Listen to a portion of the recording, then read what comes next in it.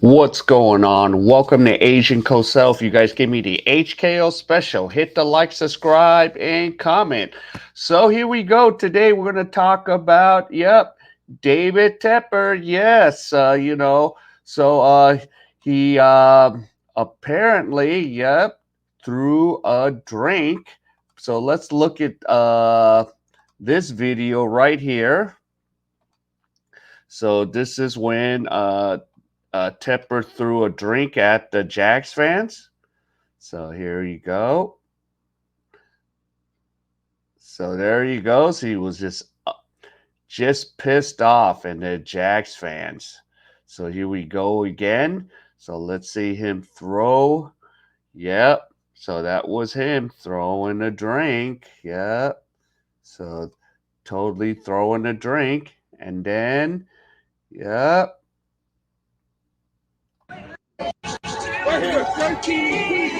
Yep. Yep. And just having words with our fans. They never missed a game. So Tepper spoke to him. So, yep. So that's Tepper right there. So now let's get into the article here. So with David Tepper. So let's go. So the NFL has a new worst owner. The league has more maligned figures, but this is his own kind of spectacle. Yep. So David Tepper, you saw him throw the drink.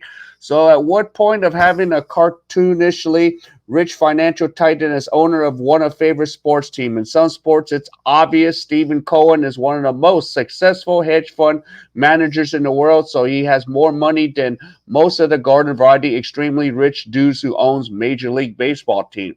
Cohen's quest to spend the Mets all the way to the roots hasn't borne fruit yet, but has given a club a chance. The nice people behind the sovereign wealth fund of the United Emirates have turned Manchester City into the greatest soccer club in the world. As a fan of sports where outstanding competition is well within the rules, have a motivated, extra rich owner rocks. So, but the NFL is in a trickier proposition, though. The leagues fetishizes parity. The worst teams get the best draft picks. The playoffs have ballooned to a size where almost everyone has a chance. Most of all, a salary cap flattens the financial playing field. An owner with more money than his peers can spend a lot on coaches, practice facilities that he can't splurge on all the best players. Therefore, he can't flip the competitive dramatics of the league. In fact, in the sport where an owner decision necessarily go beyond just give the best guys the money, and one could see how a certain kind of financial maverick owning your team could be a real problem.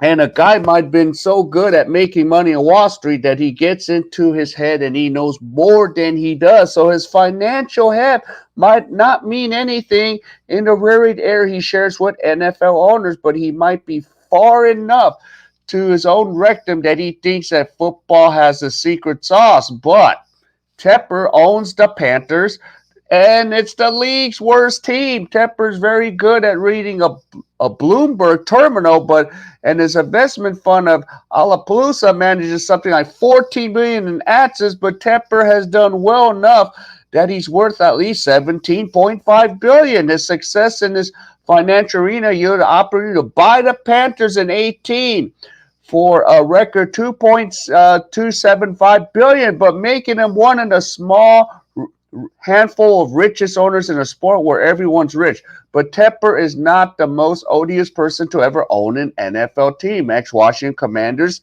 Daniel Snyder exists after all. And Jerry Richardson, who sold the Panthers to Tepper shortly before his death, did after paying a 2.75 million league fine for years of sexual harassment and racism in the workplace. But the NFL and does more malign actors who are still in the league. Tepper's management of Panthers is its own kind of spectacle because it reveals exactly what happens when a man with money directly overestimates himself and sets the teams ablaze with shocking efficiency. So the immediate problem is that the Panthers are terrible.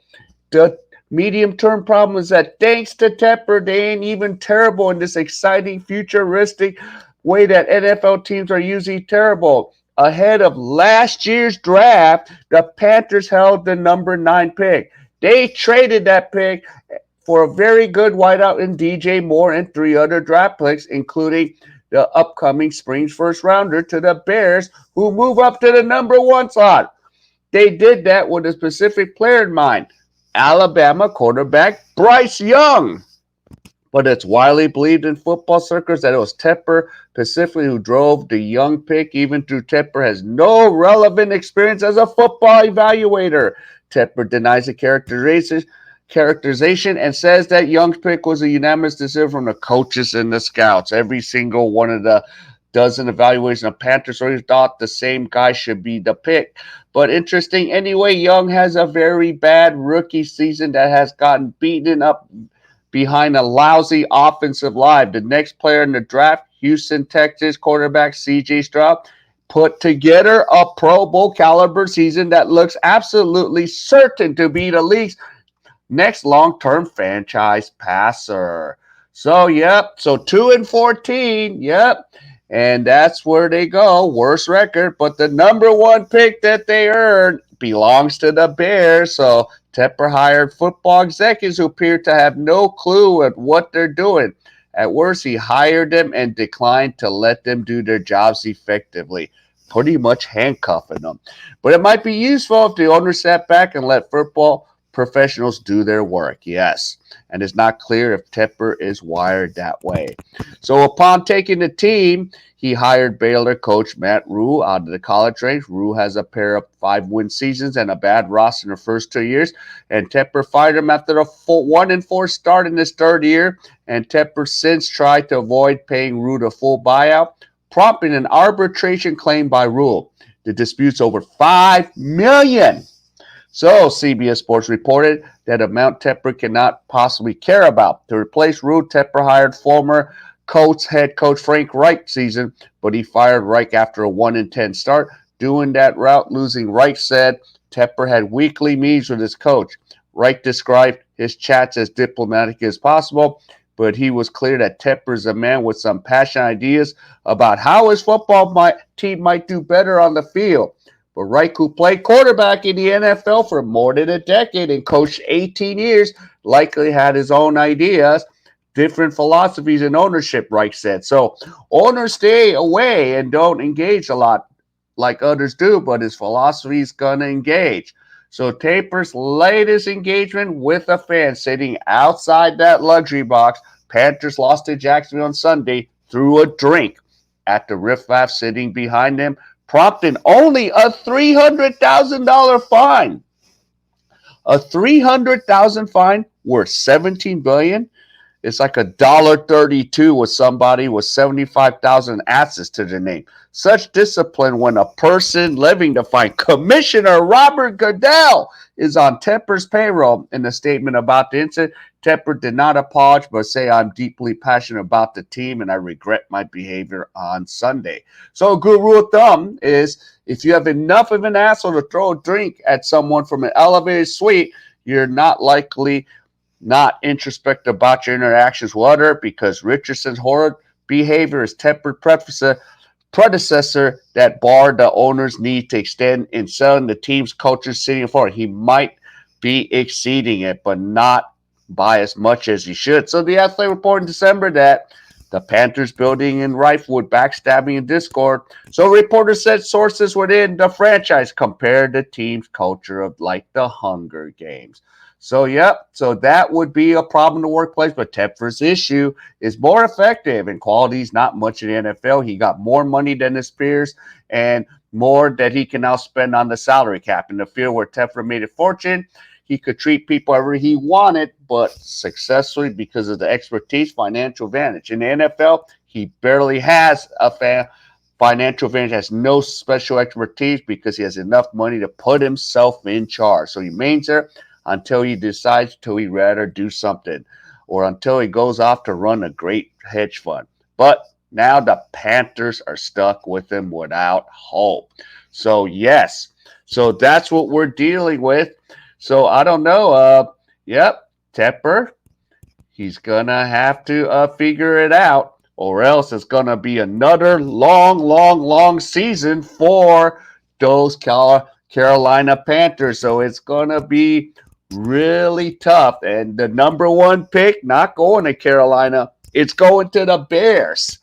So who are the Bears going to get? So, yep. So it is a S show right there in Carolina. And we do not know what's going to happen. But right now, the only prediction is things are going to get bad for Tepper and in the franchise if he cannot get it together. So right now, they're not going to get it together if he keeps operating the way he does.